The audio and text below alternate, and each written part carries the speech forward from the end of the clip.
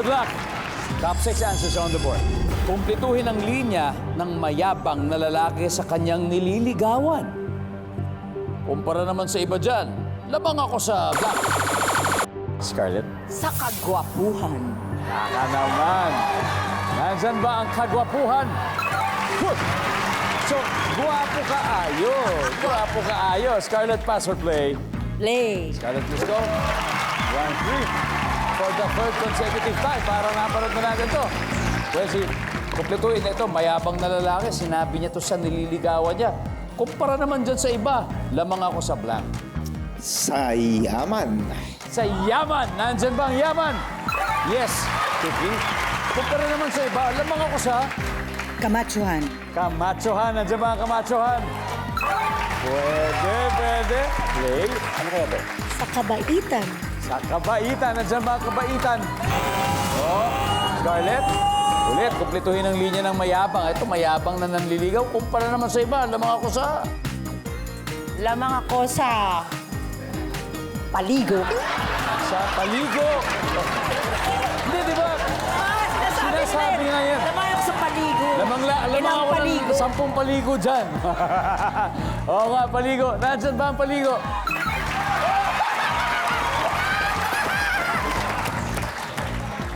Eto, parang Wala ito na sa akong maisip. kumpletuhin ang linya ng mayayabang na lalaki sa kanyang nililigawan. Siguro, kumpara naman sa iba dyan, lamang ako sa... Sa ganda ng kote. Ganda ng kotse. Services. Ay, yan na, hadal na. Duki, kumpara sa iba dyan, lamang ako sa blank. Katalinuhan. Katalinuhan. Services. Yes! Isa na lang. Isa na lang. Ito, no coaching, sorry. Ito, obvious to. Obvious to. Parating sinasabi to. Kumpara sa iba dyan, lamang naman ako sa blank. Okay, here we go. Guwapa ka ayo, isa na lang to. Usually, paano kaya sinasabi? Jo, ano kaya tingin mo? Kumpara sa iba, lamang naman ako sa... Lamang ako sa Ha? sa size ng sapatos. Ayan na, ayan. Size ng sapatos. Okay, size ng sapatos. Malo. Miss Malo. Masipag. Masipag. Kumpara naman sa iba dyan, lamang ako sa sipag. Miss Ivy. Kabanguhan. Lamang ako sa kabanguhan. Usually, ito talaga mahirap kapag isa na lang hinahanap natin. Miss Pinky, Yes. kumpletuhin ang linya. Ito mayabang yung lalaki. Mayabang Yun ka? yung context clue natin. Mayabang na lalaki sa kanyang nililigawan. Kumpara naman sa iba dyan, lamang ako Tapos ganito sa yung action niya, no? blank. Ganyan.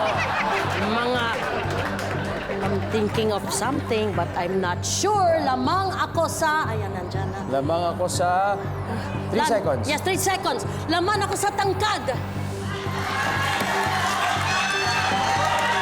Okay, tingnan natin.